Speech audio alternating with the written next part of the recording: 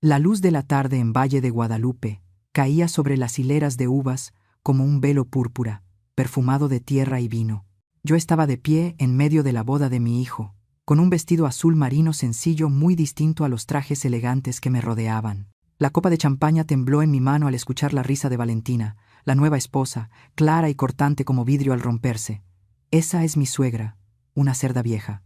Nadie más lo escuchó, pero en ese instante sentí que el mundo entero se inclinaba. Sonreí, tragando el sabor salado en mi garganta.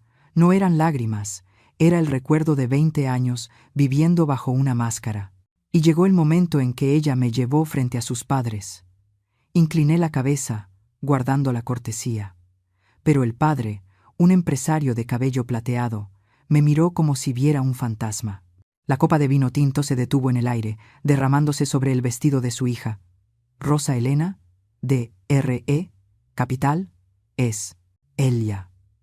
Todas las risas, la música, se apagaron de golpe, y en la luz del atardecer teñida de rojo, entendí el secreto que había guardado por 2 décadas acababa de ser revelado, en la boda de mi propio hijo. Estoy muy feliz de que estés aquí. Si estás viendo este video, dale like, suscríbete al canal y cuéntame desde dónde estás escuchando mi historia en los comentarios.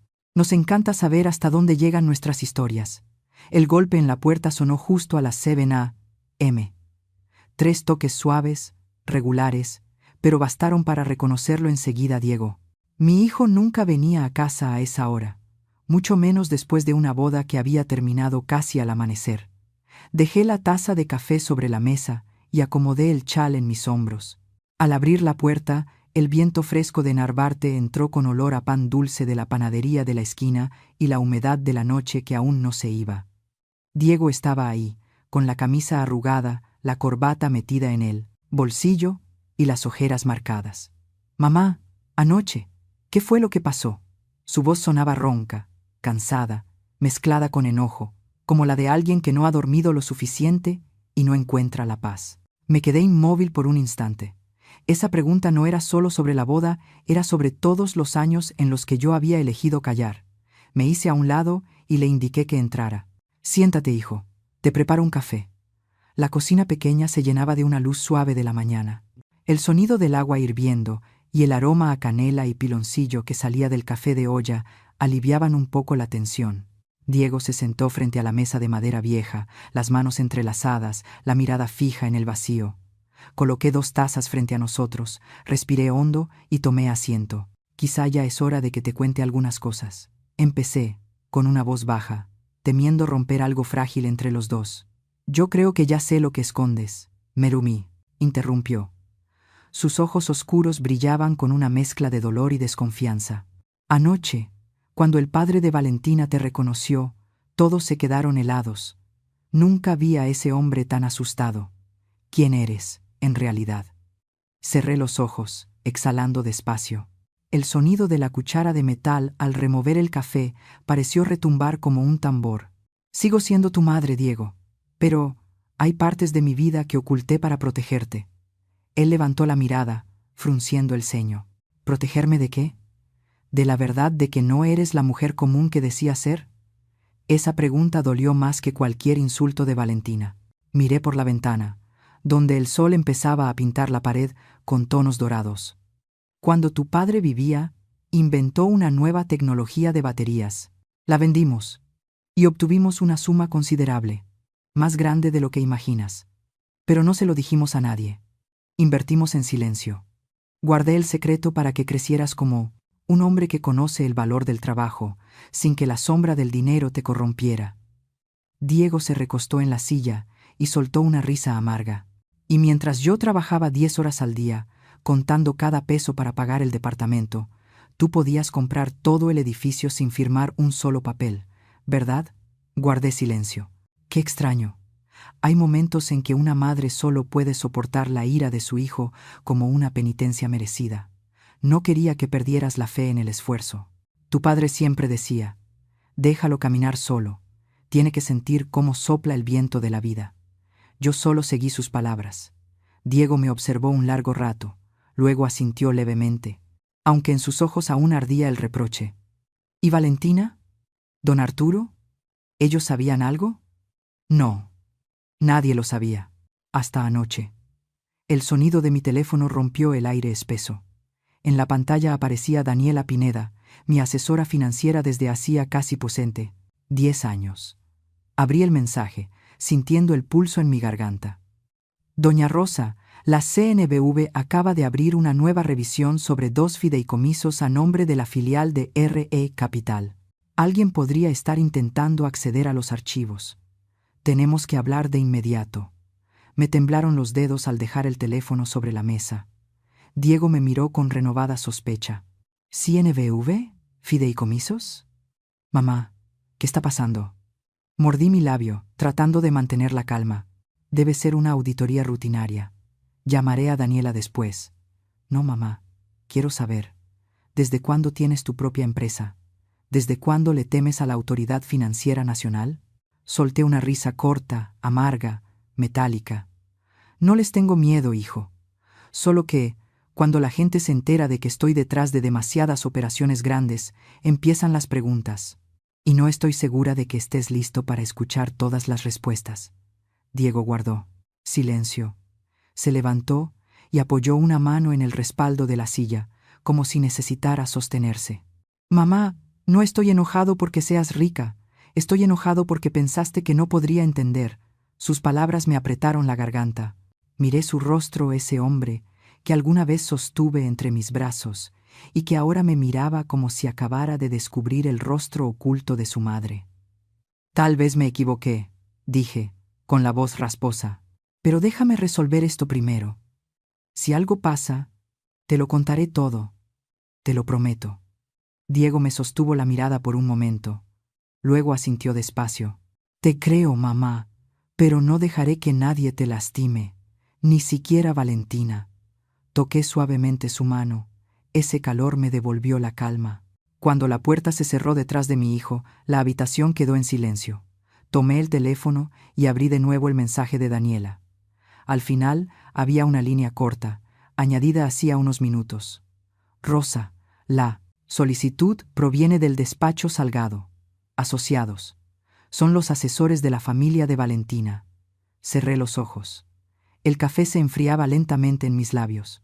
Afuera, la voz del vendedor de tamales oaxaqueños resonaba entre la calle iluminada. Una mañana cualquiera en la Ciudad de México, salvo que dentro de mí acababa de comenzar una tormenta. El mediodía en Polanco brillaba como oro fundido sobre los escaparates. El tráfico avanzaba despacio por la avenida Presidente Masaryk, reflejando la luz en los trajes oscuros y los vestidos de seda. Llegué 10 minutos antes y me senté sola en la mesa junto a la ventana, desde donde podía ver las bugambilias moradas floreciendo afuera. El olor del vino blanco y el leve tintinear de los cubiertos creaban un ambiente elegante y extrañamente tenso. Cuando Valentina entró, supe al instante que había preparado este encuentro no para disculparse. El cabello castaño ligeramente ondulado, la blusa blanca abotonada hasta el cuello, el bolso Hermès colgando del brazo, todo medido, como una estrategia. Caminó hacia mí con una sonrisa tan perfecta que resultaba falsa. «Gracias por venir, suegra». Su voz era dulce como azúcar, pero su mirada cortaba como un cuchillo. Asentí sin responder. El mesero se acercó y sirvió 2 copas de vino Sauvignon. El líquido dorado se movía con destellos brillantes, como si anunciara algo que estaba por venir. Valentina abrió su bolso y sacó un periódico antiguo plastificado. «¿Reconoce esta foto, mamá?» Eché un vistazo. La sección de economía del Financiero, de hace 3 años, con la imagen del acto de compra de Salgado Holding. En una esquina, borrosa pero inconfundible, estaba yo. Traje azul marino, la cabeza ligeramente inclinada, la mano sobre una carpeta. Un instante después, escuché el leve golpe del vino en mi copa.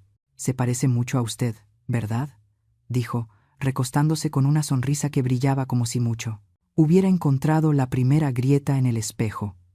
Manteniendo la calma respondí: «A la prensa le gusta exagerar. Las fotos viejas, los ángulos, la luz, muchas cosas pueden engañar la vista». Valentina torció los labios en una sonrisa apenas visible, la de quien sabe que tiene el control. «Qué curioso. porque mi padre dice que conoció a esa mujer. Y recuerdo muy bien sus palabras. Casi no habló, dejó que el abogado negociara, pero sus ojos parecían leer cada número en mi cabeza. No respondí. A veces el silencio revela más que cualquier justificación. Valentina giró el periódico entre los dedos. Su voz bajó de tono, pero se volvió más cortante. Yo estudié en el ITAM. ¿Lo sabía, mamá? Entiendo cómo funcionan los fondos de inversión, los fideicomisos, las empresas fachada. En México, cosas como la ocultación de beneficiario final pueden causar problemas serios. Hizo una pausa, sirvió más vino y pasó el dedo por millarios, la copa, midiendo cada palabra entre amenaza y negociación. No quiero pensar mal, pero si alguien en la CNBV llega a leer este expediente, seguramente tendría mucha curiosidad. ¿No cree? Sonreí, girando lentamente mi copa sobre la mesa de mármol. Valentina, si tienes algo que decir, dilo directamente. Ella colocó el periódico frente a mí, entrelazando los dedos como quien se dispone a cerrar un trato. No quiero una guerra, suegra. Solo pienso que hay cosas que deben compartirse. Nuestra familia y subrayo, familia merece saber qué está ocultando. Y si mi padre, o la prensa, o la CNBV se enteran antes, no sería bueno para nadie. Una brisa suave entró por la ventana y una bugambilia cayó dentro de mi copa. Incliné el vaso, observando el pétalo morado flotar sobre el vino dorado. Hermoso, pero con espinas.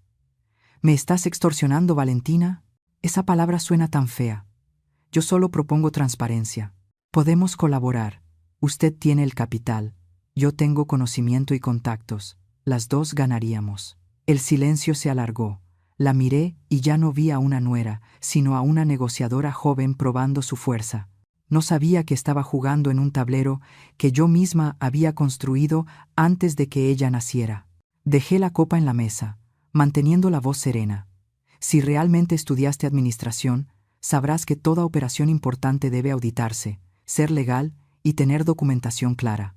La CNBV lo sabe mejor que nadie. Valentina inclinó la cabeza, los ojos llenos de desafío. Cierto.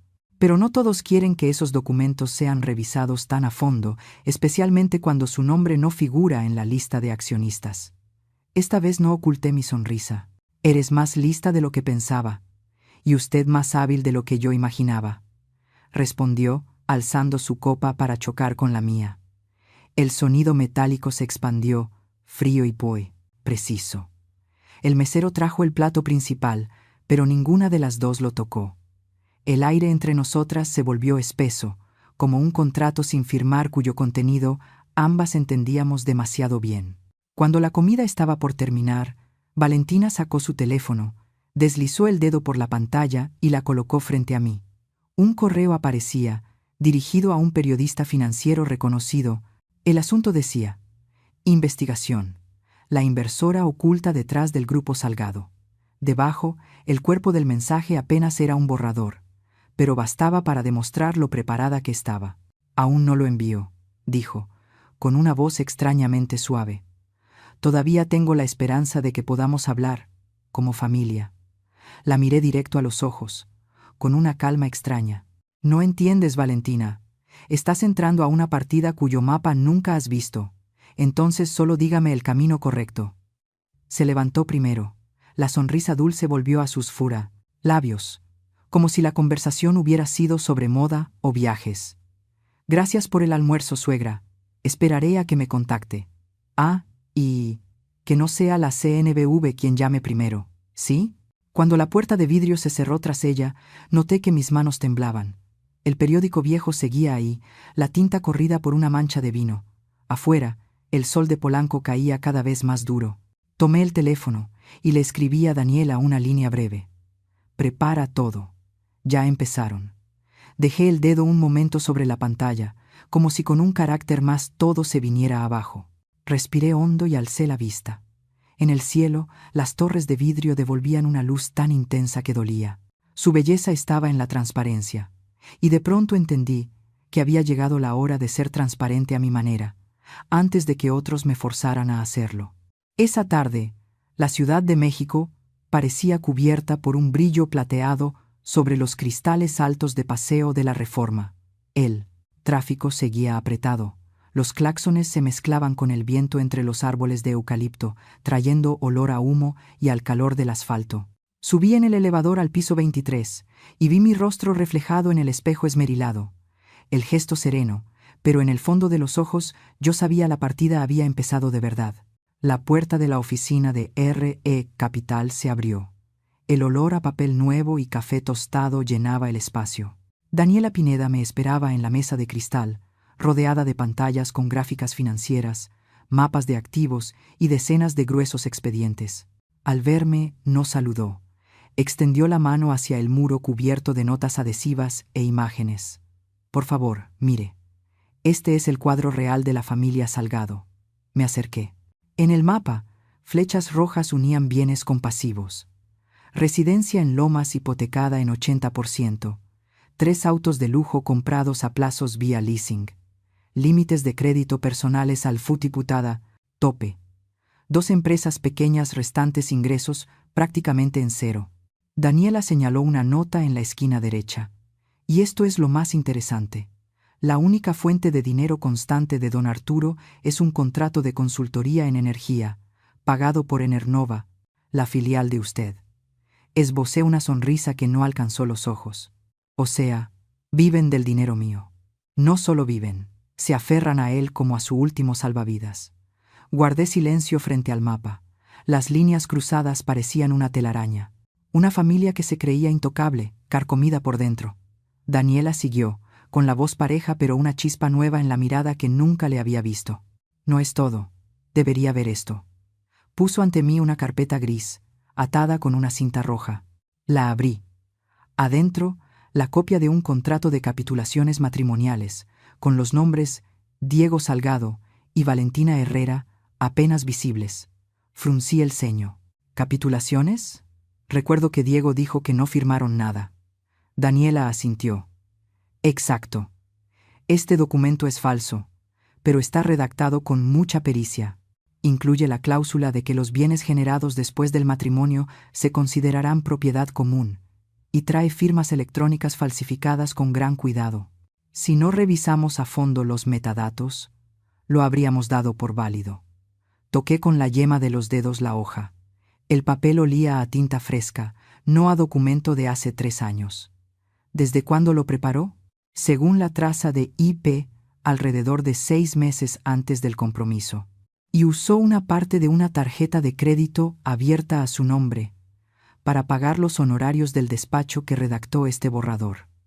Un escalofrío me recorrió la espalda. Entonces, desde el principio, ¿Valentina lo planeó todo?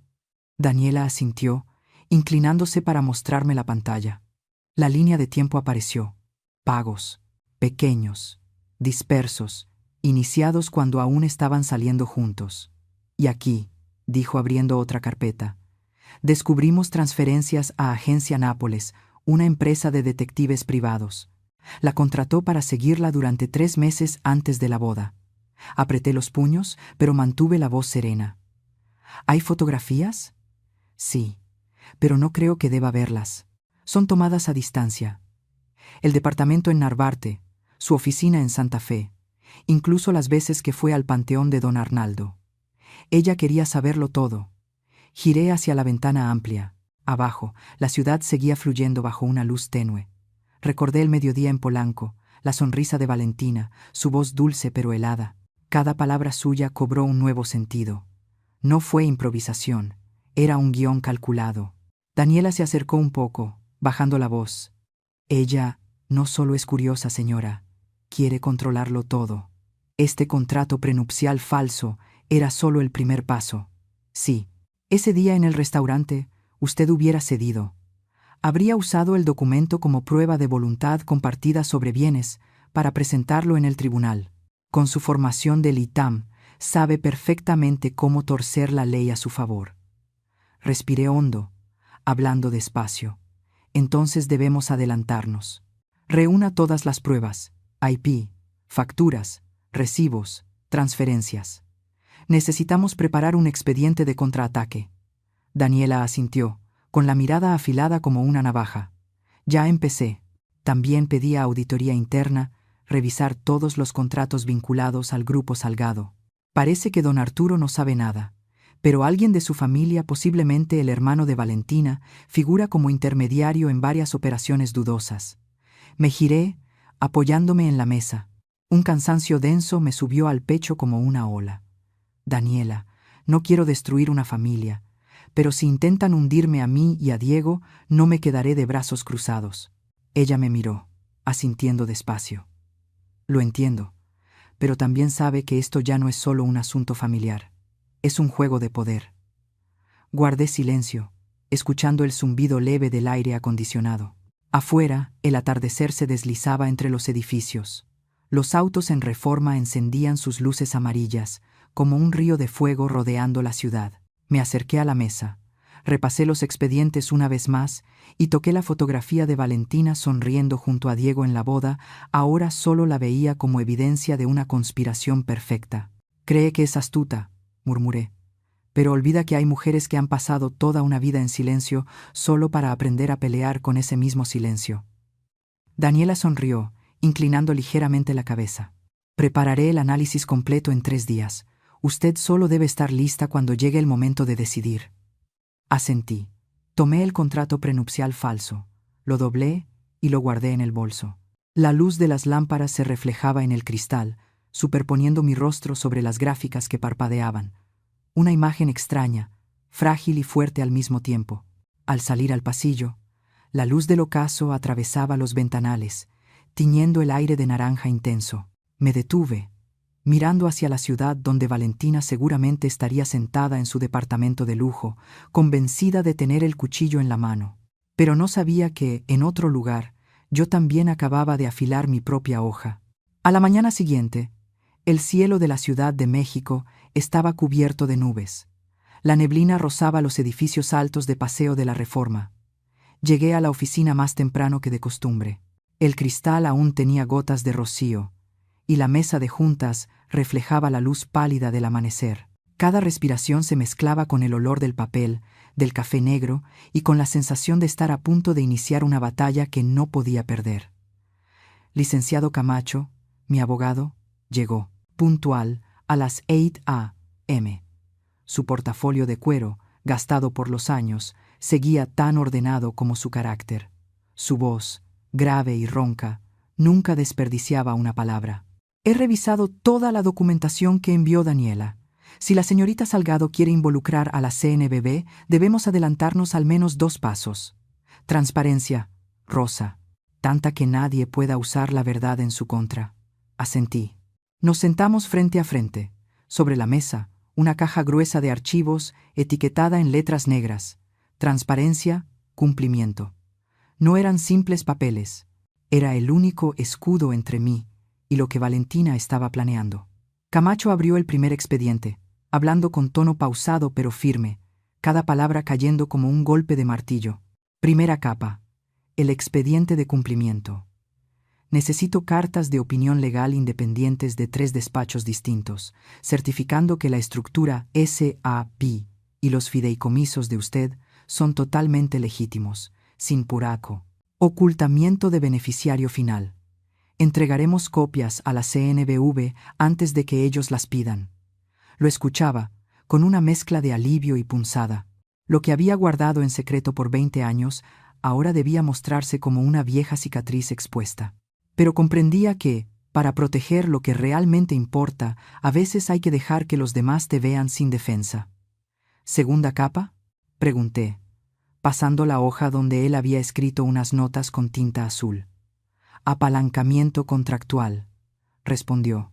«El contrato de consultoría entre su filial y don Arturo tiene una cláusula de cancelación en 30 días, sin causa.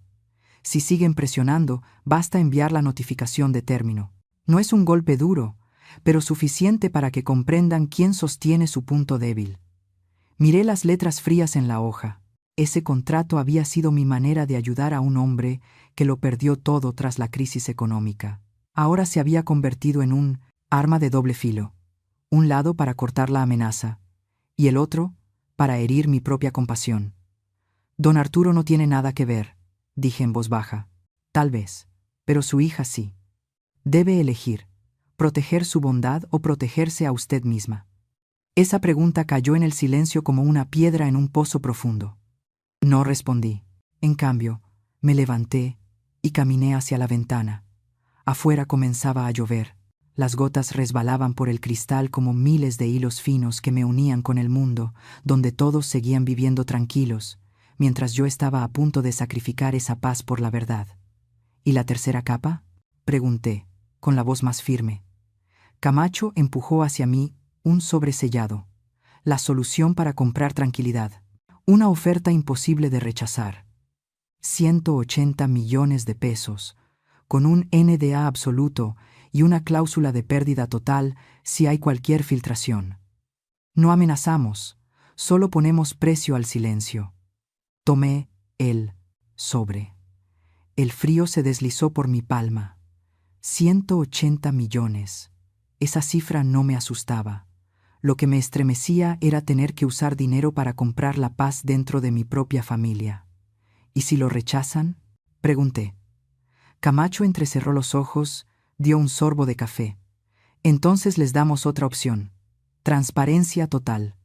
Así nadie podrá usar la verdad en su contra. Pero prepárese, porque cuando la tapa de esta caja de Pandora se abra, no habrá forma de cerrarla. Guardé silencio.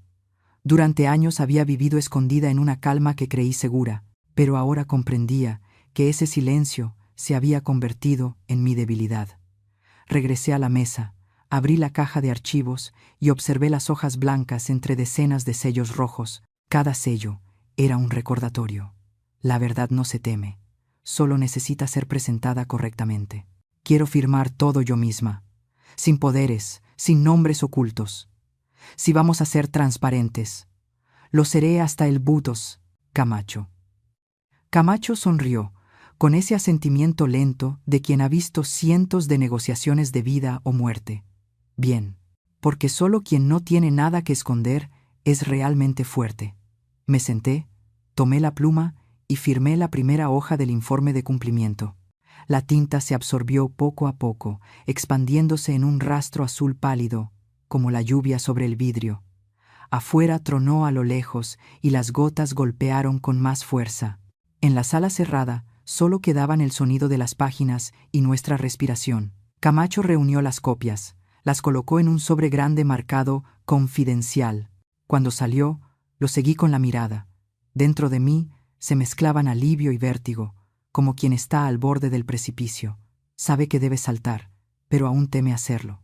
Volví a la mesa. Tomé la pluma que él había dejado. Era pesada y fría, grabada con las palabras «Lex veritas», la ley es la verdad. Sonreí apenas. La transparencia era un arma, como él decía. Pero para mí también era el inicio de una guerra que debía ganar, aunque fuera con mi propia sangre. Esa tarde, el sol de Santa Fe bañaba la ciudad, pero en la sala de vidrio del piso 17 no se sentía calor alguno. El aire tenía un olor metálico, mezclado con el del sistema de aire acondicionado, como si el espacio mismo supiera que se aproximaba a una confrontación. Frente a mí, Valentina se sentó junto a su abogado, licenciado Ordóñez, con un aire de confianza casi arrogante. Vestía un traje color crema impecable, el cabello recogido, los ojos fríos y brillantes como cuchillas. Cuando entré junto a Camacho, me dedicó la sonrisa perfecta de quien cree haber ganado antes de empezar la batalla. «Gracias por venir, doña Rosa», dijo Valentina, con una voz dulce pero llena de espinas. «Creo que todos queremos cerrar esto de una manera profesional». Camacho colocó su portafolio de cuero sobre la mesa y abrió el cierre lentamente. Me senté. La luz que entraba por la ventana detrás de mí se reflejaba en la superficie brillante de la mesa, iluminando los gruesos expedientes que esperaban como cartas boca abajo. Valentina tomó la palabra, con el tono firme de quien se siente en control. Según la CNBV, ocultar al verdadero propietario de una empresa puede considerarse violación de divulgación obligatoria. Tengo suficiente material para demostrar que usted se detuvo un instante, mirándome directamente. Fue quien estuvo detrás de la compra de Salgado Holding, sin revelar su identidad real. No creo que haya sido un accidente. No respondí. Solo incliné ligeramente la cabeza. Camacho guardó silencio, hojeando unas páginas. El sonido del papel fue breve pero contundente. ¿Tiene pruebas concretas?, preguntó él. Valentina sonrió con suficiencia. Sacó una hoja impresa de su bolso y la dejó sobre la mesa. Fotografías, registros bancarios y algunas fuentes internas. No diré quiénes, por supuesto. Pero si hace falta, la CNBV los encontrará. La dejé hablar. Su voz se volvía cada vez más aguda, mezclando seguridad y una especie de excitación teatral. Mientras tanto, dentro de mí solo quedaba una sensación, una calma tan absoluta que daba miedo. Cuando ella se detuvo a beber agua, fue entonces cuando abrí con calma mi caja de documentos. Dentro había una carpeta marcada Transparencia, Cumplimiento, y otro expediente más delgado, envuelto en una carpeta color gris ceniza. Empujé la carpeta grande hacia el centro de la mesa. Antes que nada, quiero que vea esto. Ordóñez alzó una ceja. Valentina miró de reojo a Camacho y luego abrió la carpeta. Dentro estaban todos los certificados de cumplimiento, cartas de 3 despachos legales independientes que confirmaban que la estructura de mis empresas era completamente legítima. Junto a eso, una copia del acuse de recibo de la CNBV, fechado el día anterior. Llegaste tarde, dije con voz serena. Publiqué todo antes de que intentaras amenazarme. La sala quedó en silencio unos segundos. Valentina esbozó una sonrisa forzada, pero noté que sus manos temblaban al dejar el expediente sobre la mesa. Camacho intervino, con su tono grave y pausado. «Y esto», dijo sacando otro juego de hojas de su portafolio, «es el reporte financiero que obtuvimos. La familia Salgado debe más de 30 millones de pesos, tiene 3 autos leasing vencidos y la residencia en Lomas sigue bajo hipoteca. No creo que quiera que eso se haga público, ¿verdad?». El rostro de Valentina cambió de color. Se inclinó hacia adelante, intentando mantener la compostura. «Eso es asunto privado de mi familia». «Así es», respondí, «y no tengo intención de meterme. Pero quiero que entiendas algo. No llames a esto justicia cuando tú misma estás parada sobre mi dinero». Saqué de mi bolso un pequeño fajo de hojas, atadas con un listón rojo. «Y esto», dije bajando la voz, «es una copia de correos entre tú y un tal Mario Salgado, periodista, ¿cierto? Tu primo». Valentina se quedó inmóvil. Sus labios se movieron, pero no salió sonido alguno. Continué. «Los correos fueron obtenidos legalmente. Mario trabaja en El Economista y en uno de ellos escribiste: si no coopera, haré pública la historia. Sabes cómo redactarlo para que parezca una investigación legítima». La temperatura en la sala descendió. Ordóñez la miró, incrédulo. Valentina tartamudeó: «Eso fue un malentendido. Yo no». Puse la mano sobre la mesa y la interrumpí. «Basta de mentiras. No quiero destruirte, Valentina, pero no vuelvas a usar mi honor como moneda de cambio». Abrí el segundo expediente y coloqué sobre la mesa los documentos de la compra de la empresa de su padre. ¿Sabes por qué lo hice? La miré directo a los White ojos. Porque no quería que cientos de personas perdieran su trabajo. Porque tu padre fue un hombre decente, aunque fracasara. No compré para quitarle, compré para salvar. Mi voz no era alta, pero cada palabra cayó como piedra. Y tú lo convertiste en mi pecado». Valentina guardó silencio, las manos apretadas sobre las piernas. Por un instante vi en sus ojos no desafío, sino miedo, el miedo de quien acaba de darse cuenta de que cruzó la línea. Camacho deslizó hacia ella el documento del NDA que habíamos preparado. «Esta es la única forma de cerrar todo en paz. Conservas tu reputación. Tu familia mantiene el contrato de consultoría. Y todos evitamos una demanda innecesaria». Valentina mordió su labio, mirándome de reojo. Yo no dije nada, solo la observé, tranquila, sin odio. Porque en ese momento supe que la verdadera victoria no era ver caer al enemigo, sino hacerlo mirarse desnudo frente a la verdad. Bajó la cabeza, su voz, apenas un murmullo. «Necesito tiempo para revisarlo». «Tienes 24 horas», contestó Camacho seco. «Después de eso, la oferta expira». Valentina se levantó, tomó su bolso y salió apresurada. Los tacones resonaron sobre el suelo con un golpe seco. Cuando la puerta se cerró, exhalé. Los hombros por fin se relajaron.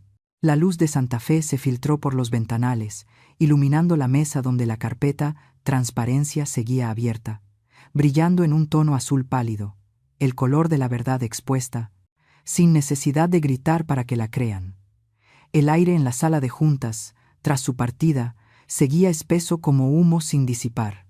Me quedé quieta, recargada en el respaldo de la silla, mirando por la ventana donde Santa Fe se extendía como un laberinto de acero y luz. Abajo, la gente seguía caminando, con cafés en la mano, pidiendo taxis, cerrando negocios, mientras yo acababa de salir de una batalla donde cada palabra había sido un filo. La puerta se abrió de golpe.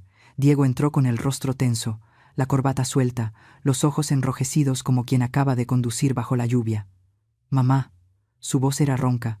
La vi abajo. No me giré. «¿Qué te dijo?» «No mucho. Solo que debería hablar contigo, porque estás comprando tu propio honor». Cerré los ojos.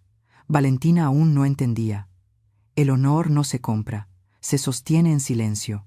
Diego se acercó, apoyando ambas manos sobre el vidrio de la mesa. Respiraba con dificultad. «Mamá, quiero saber todo». «Ya sabes lo suficiente». «No, mamá. Sé lo que otros me contaron, no lo que tú me has dicho». Levanté la mirada. En el reflejo de la ciudad vi su rostro, aquel niño que alguna vez me preguntaba: «Mamá, ¿estás cansada?». Cuando llegaba tarde del trabajo. Ahora sus ojos eran distintos. Mezcla de amor y duda, de hijo y de hombre que quiere estar a la altura de su madre. Entrelacé las manos y hablé despacio. Le ofrecí a Valentina 180 millones de pesos. A cambio, firmará un acuerdo de confidencialidad.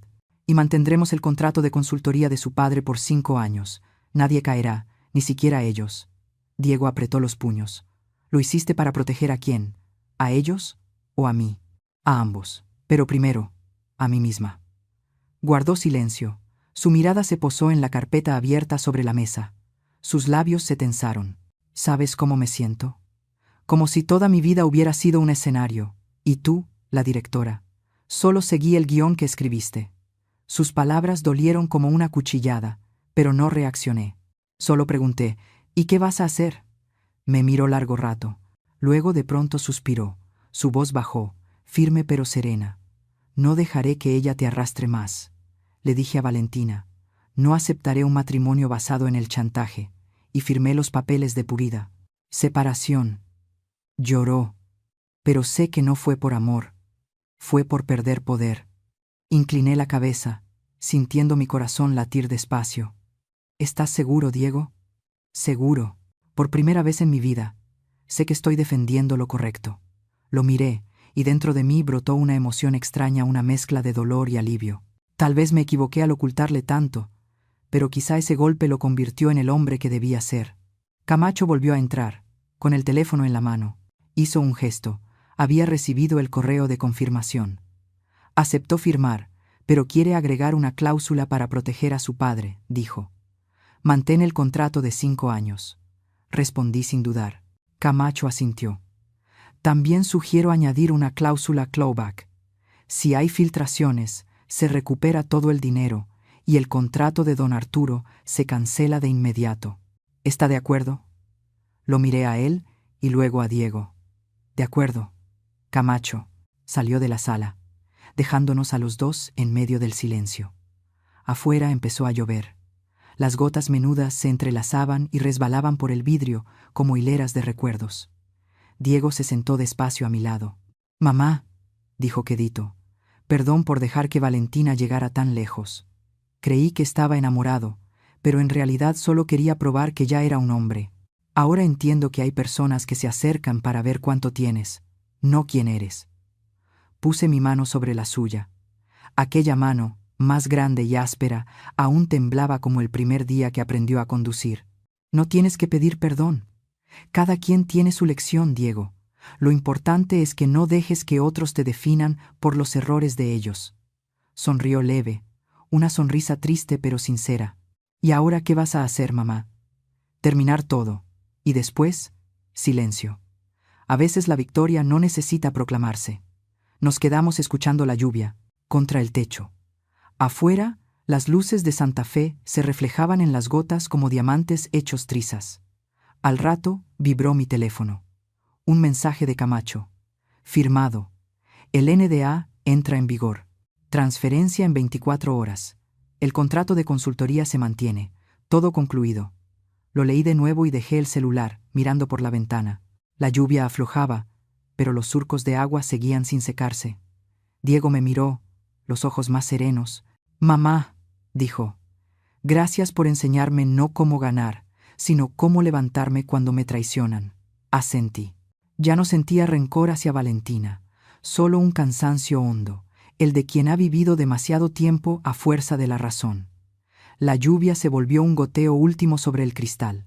Me puse de pie y cerré la carpeta. El chasquido seco de la tapa sonó como el cierre de un capítulo tóxico. Diego se paró a mi lado, en silencio. A la luz tenue, nuestras sombras se alargaron sobre el vidrio. En ese instante supe que acabábamos de salir de una tormenta. Nadie ganó, pero los dos nos salvamos. Una mañana de diciembre abrí la ventana de la casa nueva en Coyoacán y respiré hondo. El aroma de bugambilias se mezclaba con el del café de olla de la panadería de la esquina. Una ráfaga trajo el rumor de un micro antiguo pasando. Me apoyé en el marco, mirando cómo el sol de primera hora caía sobre el muro amarillo, por primera vez en años. Vivía como yo misma, sin papel, sin máscara. La casa no era grande, pero cada rincón tenía la quietud que necesitaba. Ya no sonaban teléfonos todo el día. Ya no había juntas en salas de vidrio donde todas las miradas querían adivinar qué ocultaba. Solo yo, la mesa de madera vieja, unas macetas de nopal y una mente, al fin, en calma. Las noticias de Valentina corrieron más rápido de lo que imaginé. El divorcio se cerró en menos de 6 semanas. Rápido, frío, sin posgusto. Se fue de México casi en cuanto firmó, voló, a Madrid, y sus redes se llenaron de champán, sedas y cenas bajo luces cálidas. Las vi una vez y apagué la pantalla. Conozco ese brillo. Mientras más luz, más honda la sombra. Don Arturo conservó el contrato de consultoría 5 años, como prometí. Pero sé que él cambió. Una tarde me llamó desde Lomas. Su voz era ronca, cansada. «Rosa Elena, quiero agradecerle por no cortarme el sustento. Nadie merece ser empujado al barranco, don Arturo», le dije. «Sobre todo quienes ya saben lo que es perderlo todo». Guardó silencio y solo añadió: «Espero que algún día Valentina lo entienda». Después de esa llamada me quedé mucho rato en silencio. Supe que no hablaba para excusar, sino para pedir perdón por alguien más. Hay heridas que, aunque no las causemos, nos obligan a cargar con ellas en silencio. En los meses siguientes, Diego y yo aprendimos a hablarnos como personas reales, no como personajes de una obra larga. Por las noches nos sentábamos en el pórtico, con un mezcal suave y rebanadas de naranja con sal y chile. Él contaba del trabajo. Yo, de mis días en el laboratorio con su padre, del sueño de hacer baterías baratas para campesinos de Oaxaca. Una vez me dijo: «¿Sabes, mamá? Mi jefe soltó algo raro. Dijo: ahora entiendo por qué eres tan bueno, porque ya no necesitas demostrarle nada a nadie». Sonreí. «¿Ves? Al final te respetan porque lo mereces, no por lo que creen que yo tengo». Me miró con ternura y negó con la cabeza, riendo bajito. «Ahora solo quiero ser la 10ª parte de lo que eres». Me reí, y por dentro algo se ablandó como cera. Tras tantos años entre silencios, mentiras y lecciones caras, por fin nos dijimos la verdad, y eso salvó lo que el dinero jamás compra: la confianza. En ese tiempo, empecé a hacer pública una parte de quién soy, no para presumir, sino porque era hora de usar la verdad como luz. Fundé el fondo Rosa Elena para apoyar a ingenieros jóvenes en México con becas, laboratorios y mentoría. Recuerdo la primera rueda de prensa en el patio del Instituto Politécnico Nacional. Mesas plegables sencillas, estudiantes con chamarras grises y ojos encendidos de fe. Una alumna se acercó, con la voz temblorosa. «Doña Rosa, ¿de verdad usted fue ingeniera de diseño de circuitos?». Asentí. «Sí. Y alguna vez fracasé con un proyecto al grado de querer abandonar. Pero alguien me dijo: el fracaso es solo el primer paso de la paciencia. Quiero repetírtelo. La muchacha se humedeció los ojos. Gracias, señora. Aquella tarde, al salir, vi a Diego de lejos, recargado en la baranda, con una sonrisa cálida y orgullosa. No dijo nada, pero entendí. Me había perdonado, no con palabras, sino acompañándome. Por la noche, ya en casa, me senté frente al escritorio y abrí una libreta nueva. En la portada escribí: La verdad también puede sanar.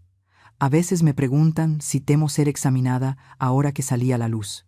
Contesto: después de vivir media vida en la sombra, la luz ya no me asusta. Desde mi ventana veo a Diego salir de la oficina cada tarde. Sigue con su coche viejo, camisa arremangada, paso tranquilo de quien ya no tiene nada que demostrar. Sé que el camino es largo, pero empezamos un capítulo nuevo, donde todo, hasta las heridas, tiene su verdadero nombre. Y en ese amanecer, entre campanas de iglesia y olor a café en las calles de Coyoacán, entendí: la paz no llega de esconder el pasado, sino de mirarlo de frente y seguir, leves, sin rencor. Ese domingo, el cielo de Coyoacán estaba extrañamente claro. El sol se derramaba sobre la plaza, filtrándose entre los árboles viejos, pintando de dorado el muro de la iglesia de San Juan Bautista. Las campanas sonaron graves y tibias, como si alargaran el tiempo para que todos caminaran más despacio, hablaran bajito y respiraran hondo. Cargué a María Sofía en los brazos, mi primera nieta, piel sonrosada, ojos limpios como miel tierna. Sonrió dormida, y me pregunté: ¿cómo puede un ser tan pequeño dar tanta paz al corazón? A un costado, Diego e Itzel conversaban con el padre. No había vestido de novia, ni flores blancas, ni orquesta, solo una misa pequeña y sencilla, pero con una luz que ninguna fiesta podría igualar, la que caía de los vitrales sobre sus rostros, mezclando tonos verdes, ámbar y rojo profundo.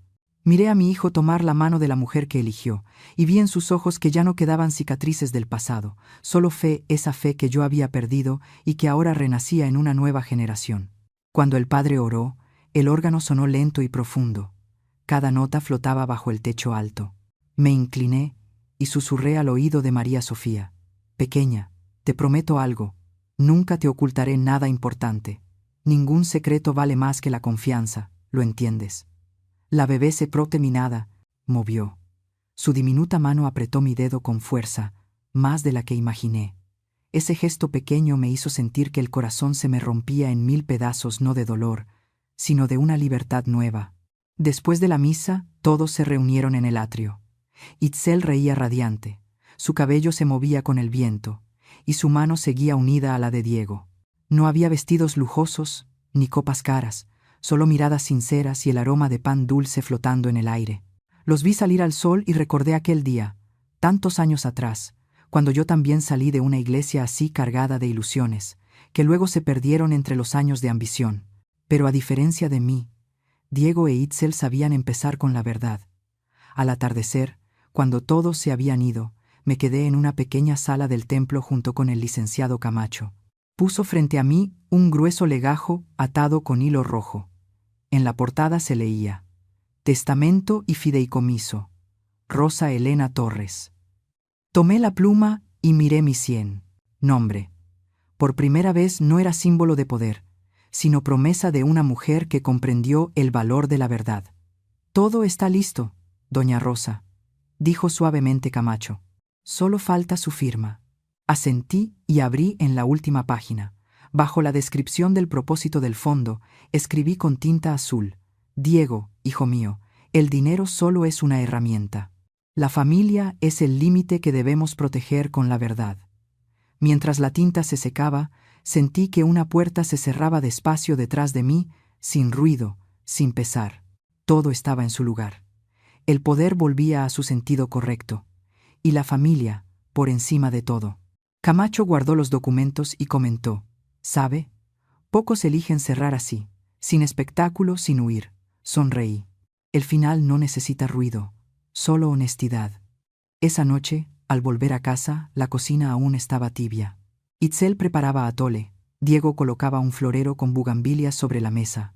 La casa, pequeña, se llenaba de risas, del murmullo del agua hirviendo y del tintinear de una cuchara contra el vaso. Me quedé en el umbral, mirando la luz amarilla derramarse sobre las paredes de cal gastada. María Sofía dormía en la cuna. Se movió un poco, abriendo los ojos para mirar la lámpara. Me senté a su lado, tomé su manita diminuta y sentí algo extraño. Por primera vez en mi vida, no necesitaba ocultarle nada a nadie. Afuera, el viento nocturno pasaba entre los árboles, trayendo el eco de las campanas de la iglesia. Escuché la voz suave de Itzel desde la cocina. «Diego, creo que nuestra niña será fuerte como tu madre».